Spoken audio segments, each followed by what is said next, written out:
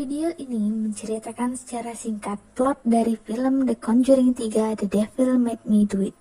Seperti film-film dalam waralaba ini sebelumnya, film horor The Conjuring 3 juga berdasarkan kisah nyata yang telah dialami oleh pasangan penyelidik paranormal Ed dan Lorraine Warren.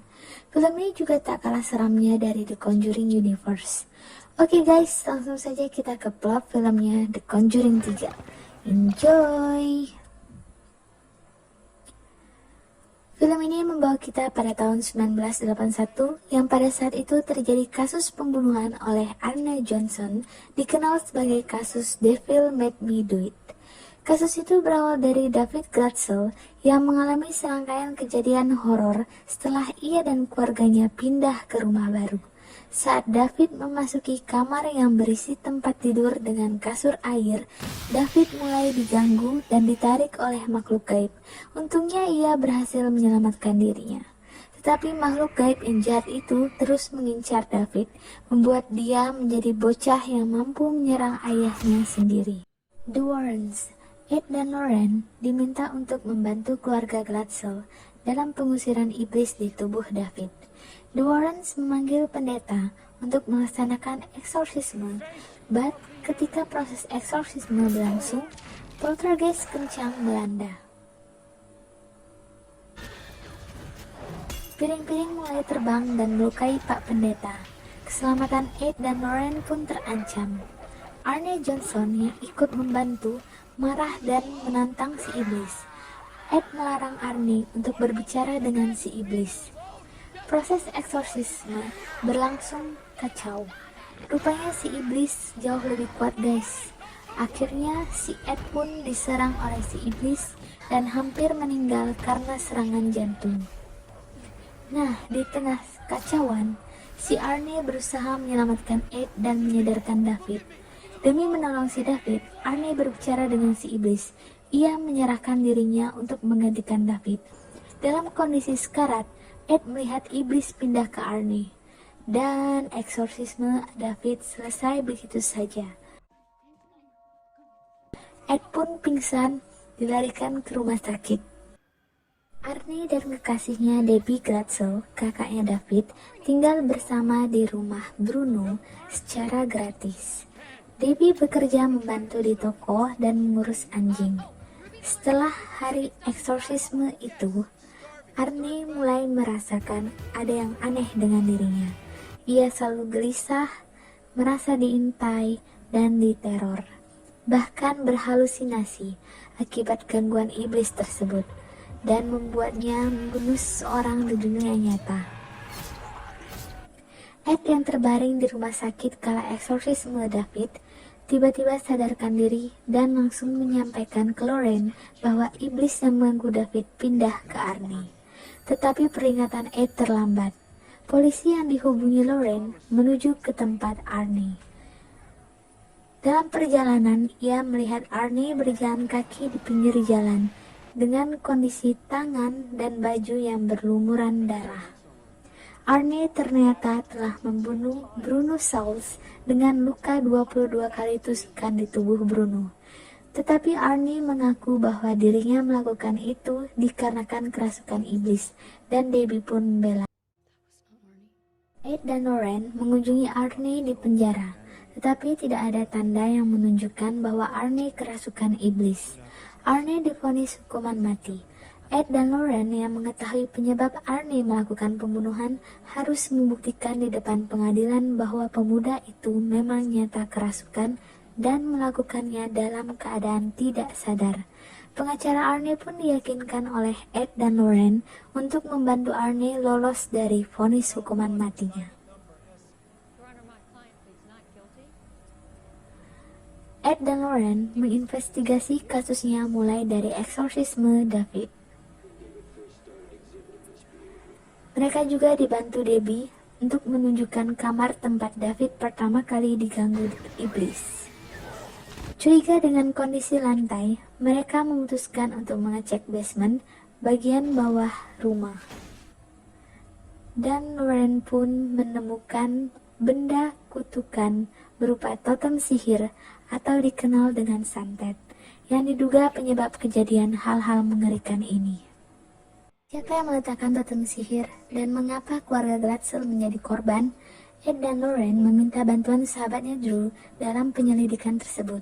Mereka berdua juga mengunjungi mantan pendeta bernama Kastner yang berhasil meruntuhkan sekte Discipline of the Ram. Foto totem sihir yang telah diambil ditunjukkan kepada Kastner. Dia hanya tahu bahwa totem tersebut adalah buatan pemuja iblis. Kemudian Ed dan Lauren diajak masuk ke ruang bawah tanah untuk melihat barang-barang yang ia sita dari sekte pemuja iblis. Di sisi lain, Arne mengalami gangguan iblis kembali akibat ritual yang dilakukan oleh pemuja iblis itu. Setelah dari rumah Kastner, Ed dan Lauren menerima info dari Drew agar mereka pergi menemui Susan Clay. Susan Clay memberitahu mereka tentang hilangnya dua orang remaja bernama Jessica Strong dan Katie Lincoln. Katie tewas karena ditikam 22 kali dan Jessica tidak pernah ditemukan. Tetapi totem yang mirip ditemukan di rumah Jessica. Pada awalnya Clay menolak. Setelah Lauren membuktikan kemampuan jenayahnya, Susan Clay mengantar Ed dan Lauren ke lokasi hutan tempat Katie dan Jessica menghilang. Lauren menemukan tempat di mana Jessica kerasukan mulai menikam si Katie. Lauren mengikuti visinya, di mana dia mengejar Katie ke tepi tebing. Koneksinya tersebut membuat Ed harus menghentikan Lauren. Tiba-tiba tangan iblis menarik Lauren ke bawah tepi, tetapi Ed berhasil meraih dan menariknya ke atas. Berdasarkan info Lauren, tim pencari yang dikerahkan memang menemukan mayat di dasar sungai. Clay akhirnya menyetujui Ed dan Lauren memeriksa kasus mereka. Setelah penemuan mayat, Debbie menelpon Ed dan Lauren memberitahu mereka bahwa iblis mencoba membuat Arne bunuh diri. Saat Ed memberi saran, sesaat suara melengking yang menakutkan terdengar dan koneksi telepon mereka terputus. Ed dan Lauren memutuskan masuk ke rumah duka untuk mengecek mayat Jessica dengan tujuan mencari tahu sumber asal kutukan. Lauren menggenggam tangannya dan melakukan telepati. Ia mendapati dirinya berada di ruang bawah tanah yang gelap dengan lilin hitam dan altar. Seorang wanita, anggota sekte, sedang melakukan ritual untuk menjangkau Arne kembali. Di saat yang sama, Arne yang telah diberi botol air suci secara diam-diam mulai melihat penglihatan. Lalu dia menuangkan membentuk lingkaran di sekelilingnya. Tetapi Arne tidak cukup kuat menahan serangan gaib. Tangannya memecahkan botol air suci dan mengarahkan pecahan botol ke pergelangan tangannya. Lauren menghentikan wanita sekte dan Arne pun berhasil diselamatkan. Wanita sekte melihat Lauren. Dia membuat mayat seorang pria besar menyerang Lauren dan Ed bergegas menarik Lauren dari tangan Jessica untuk menyelamatkannya. Orange bertemu dengan Debbie dan Drew untuk melakukan penelitian lebih lanjut. Mereka menghubungkan kutukan antara dua pembunuhan dan totem sihir, menyebabkan kerasukan melakukan pembunuhan sebelum si pembunuh akhirnya bunuh diri. Untuk mematahkan kutukannya, seorang harus menghancurkan altar. Ed tiba-tiba pingsan. Ketika dia bangun, wanita sekte itu memproyeksikan dirinya dan mengancamnya. Mayat besar yang ia lihat di rumah duka menyerang lagi. Ketika Ed tidak melawan, Drew menarik tangannya dan menemukan ia hampir menyerang Lauren. Ed menyadari bahwa wanita sekte menyerang mereka, menemukan totem di dalam vas dengan bunga busuk. Ed dan Drew melanjutkan penyelidikan, menemukan Jessica mendapatkan totemnya dari sekolah, dan Ed mengetahui bahwa wanita sekte itu bekerja dekat sana.